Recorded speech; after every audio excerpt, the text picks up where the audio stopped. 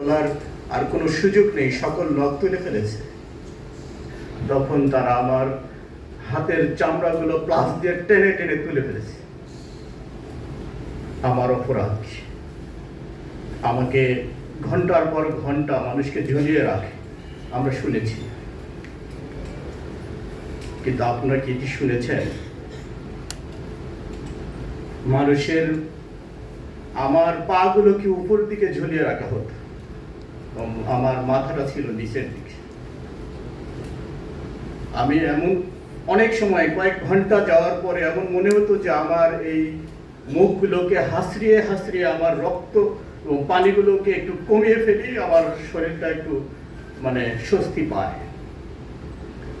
আমরা ছোটকালে শুনেছি চোর ডাকাতদেরকে বাঁশ ডলা দেওয়া হয়, কিন্তু আয়না ঘরে আমাদেরকে প্রথম দিন নিয়েছেই বাঁশ ডলা দিয়ে আমার পা এবং হাতগুলোকে পঙ্গু করে দেওয়া হয়েছিল এবং বলা হয়েছিল ইনসাল্ট করে, অষ্ট হাসি দিয়ে, যে তুমি পারবে এখান থেকে চলে যেতে, পারলে চলে যাও।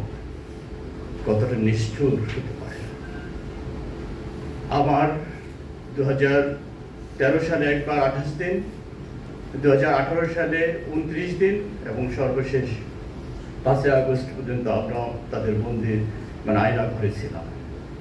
শুধু এটি আমার পরে যে নির্যাতন চালানো হয়েছে বিষয়টি এরকম নয়।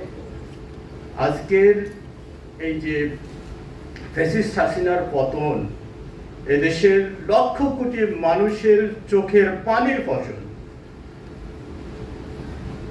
তারা আমাদেরকে হত্যা করার জন্য চলন্ত গাড়িতেও ট্রাকের সামনে চোখ বেঁধে হ্যান্ডকাপ করা অবস্থায় ধাক্কা মেরে ফেলে দিয়েছিল। আল্লাহ আমাকে বাঁচিয়েছে, আজকে আপনাদের সামনে এসে কথা বলার সুযোগ করে দিয়েছে।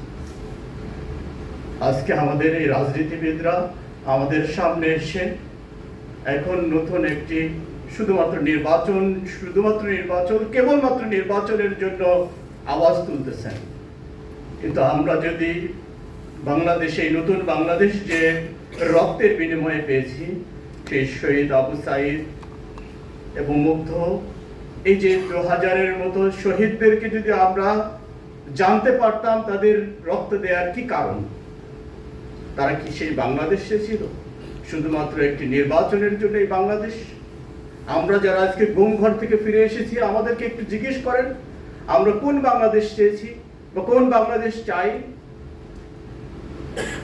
আমাদের যারা হাত হারিয়েছে, যারা পঙ্গুত্ব বরণ করেছে, যারা চোখ হারিয়েছে, আপনি একবার চিন্তা করে দেখেন।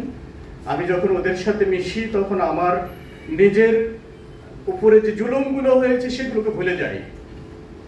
যে লোকটির, যে ভাইটির দুটি চোখ আছে কিন্তু তার বুলেটে তার চোখে সে আজকে অন্ধ, সে আজকে দেখতে পায় না। আজকে দেখতে পায় না এই স্বাধীন বাংলাদেশটি এখন কিভাবে চলছে, কেমন স্বাধীন। আমরা সেই জায়গায় দাঁড়িয়ে এখনো আমরা সেই পুরাতন দিনের নষ্ট রাজনীতির খেলা এখনো দেখছি। আজকে আমাদের সবটা আইকনিক নেতৃত্ব উপস্থিত হয়েছেন। আমরা বলি যে আবারও যদি আমাদেরকে আয়না ঘরে যেতে হয়, আমরা যেতে প্রস্তুত আছি। আমরা যদি এদেশে আরো রক্তের প্রয়োজন হয়, এদেশের মানুষ রক্ত দিতে প্রস্তুত আছে। কিন্তু আবারও সেই নোংরা রাজনীতির খেলা যেন আবার এই বাংলাদেশের মানুষ আর দেখতে না হয়।